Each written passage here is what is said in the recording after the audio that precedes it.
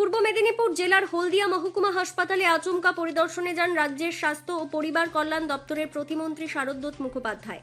তার সঙ্গে ছিলেন হলদিয়ার বিধায়ক প্রদীপ বিজলি, পূর্ব মেদিনীপুর জেলার মুখ্য স্বাস্থ্য আধিকারিক বিভাস রায় ও হলদিয়ার মহকুমা শাসক সুরভি সিংলা। হাসপাতালে পৌঁছে প্রতিমন্ত্রী ওয়ার্ড বহির্বিভাগ, জরুরি বিভাগ সহ বিভিন্ন পরিষেবা ঘুরে দেখেন। পরিদর্শনের সময় হাসপাতালের পরিষেবা পরিচ্ছন্নতা সহ সামগ্রিক পরিকাঠামো নিয়ে তিনি অসন্তোষ প্রকাশ করেন। রোগী ও তাদের পরিজনের কাছ থেকে বিভিন্ন অভিযোগ শোনার পর হাসপাতালের সুপার ও অ্যাসিস্ট্যান্টের সুপারকে প্রকাশ্যেই ভৎসনা করেন তিনি। পরিদর্শন শেষে হাসপাতালে শৃঙ্খলা বজায় রাখতে হাসপাতাল চত্বরে মোবাইল ফোন ব্যবহারে নিষেধাজ্ঞা কার্যকর করার নির্দেশ দেন স্বাস্থ্য প্রতিমন্ত্রী। পাশাপাশি রোগীদের দ্রুত, উন্নত ও মানসম্মত স্বাস্থ্য পরিষেবা নিশ্চিত করতে হাসপাতাল কর্তৃপক্ষকে প্রয়োজনীয় ব্যবস্থা গ্রহণের নির্দেশও দেন তিনি।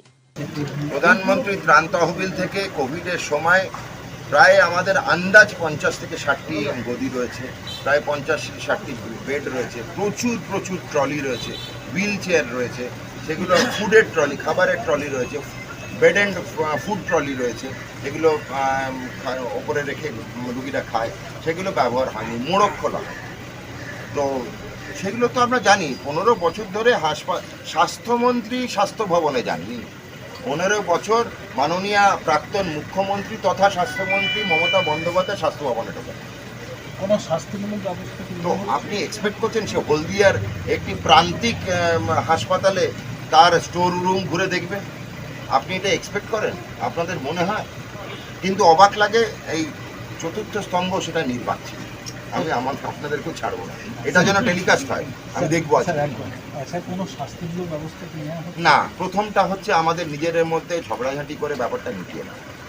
যদি এরপরেও না মেটে শাস্তিমূলক, এক দুজনের ক্ষেত্রে হতে পারে, যেগুলো আমরা দেখেছি বড় গল্পে, যেমন অগ্নিকাণ্ড হলে কি হবে সেটা তো আমি ফেলে রাখতে পারি না।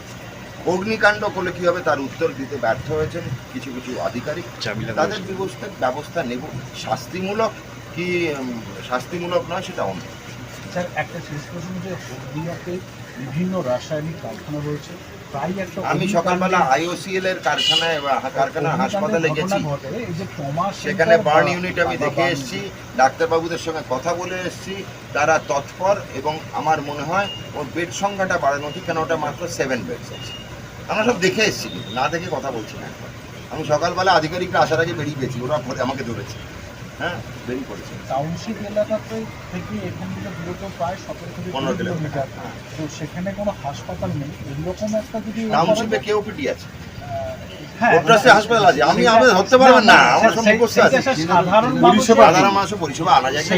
সেইটা একটু আপনি যদি বলে দেন। ওই টাউনশিপে কিন্তু সাধারণ মানুষ খুব কম থাকে, ওটা কিন্তু হ্যাঁ, কিন্তু অনেক কম থাকে। এর মতো ঘন সংলগ্ন এলাকাতে জনবসতি আছে, সেটা তাদের সাপোর্টিং দোকানপাট, আমরা সেটা হাত ধরাধরি করে চালু করে, সেটা তো আমার না। মাননীয় মুখ্যমন্ত্রী শুভেন্দু অধিকারী মহাশয়, মাননীয় কেন্দ্রীয় মন্ত্রী শ্রী শান্তনু ঠাকুর মহাশয়, এদের দুজনের বৈঠক হবে, সেখানে ঠিক হবে।